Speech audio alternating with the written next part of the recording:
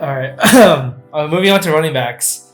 My boom this week is Ronald Jones. He's second. He's been hot. Yeah. He has been hot. And no one really talks about him. It's strange because I feel like a lot of the comments or when people talk about fantasy, they're just like, oh, how do you feel about Ronald Jones? Like, oh, do you think he's going to be good? And I feel like he's established. I mean, coming into the year, a lot of people had a lot of suspects with him with signing McCoy, getting Fournette. They're like, oh, Ronald Jones, not the guy anymore. Yeah. But the coach said Ronald Jones is the guy. Yeah. And he has been that guy. And I feel like he needs to start being in that conversation of like borderline running back 1. Yeah. High running back 2 kind of talk. I mean, for sure, after the last 3 weeks. Yeah, he's been killing it. So they're playing against the Raiders, and they have given up at least an average of 5 yards per carry, which is way above the average of the league. And I think that even with Fournette and McCoy, even if they're both healthy, Ronald Jones gets the goal line carries. Yep. He's a 3-down back. He gets as many chances as he gets. So, he's their guy. Yeah, he's their guy. For my running back boom, it's DeAndre Swift.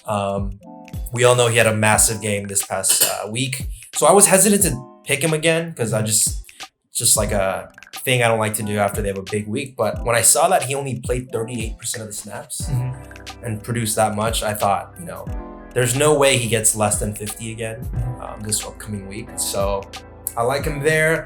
He's also the primary running back for the passing game. Oh, I see. So, with them playing Atlanta, you could see a big shootout potential, and I think DeAndre Swift's going to get a lot of opportunities there. Gotcha. All right.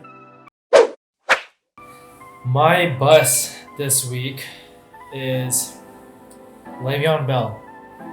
I think a lot of people are...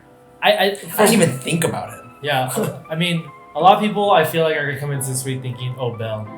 They're going to think Bell because of that huge free agency pickup that happened with the Chiefs. Yeah. But I'm going to say stay away from him, even if you want to, even as a flex. It's his first game with the Chiefs, and they're playing against the Broncos, who have actually been very good against the run defense. Yeah. It's going to be a tough regardless for him. And after that performance that Clyde gave last week, I mean, you cannot play the guy. So it's not to say that we don't know what the running back situation is going to be there, but I wouldn't play Bell this week. Okay. But I will say, side note, when the Steelers were going to play the Titans, I had Derrick Henry as my bust. And that's happening again this week. So if we go back there, I have also that going for me. So okay. I'm saying the king is going to fall to the Steelers. Yeah, it's a bold take. That's a bold take. We were on bust, right? Yeah. For my bust this week, I have Devin Singletary from the Bills. He's projected 12 points. They played the Jets the first game of the season, and he only had 30 yards against them. Granted, they are 0-6. Their morale's probably down, so they're probably worse. But Zach Moss is always also back in the picture this week, so I expect the Bills to be up again, and I don't see... I see a lot of rotation happening. So I don't even think Devin Singletary is like a good running back. To begin with. So I think he's a bust here. Okay. My sleeper this week is Justin Jackson. Yeah.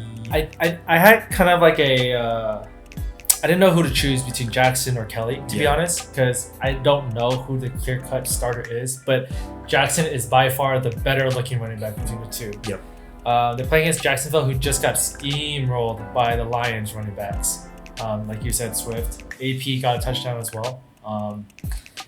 And Chargers are heavily favorited, so, you expect them to be up.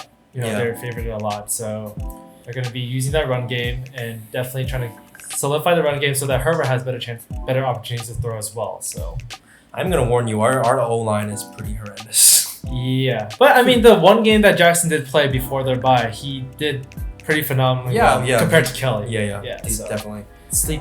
Okay, good pick. My sleeper this week in the same division is Phillip Lindsay.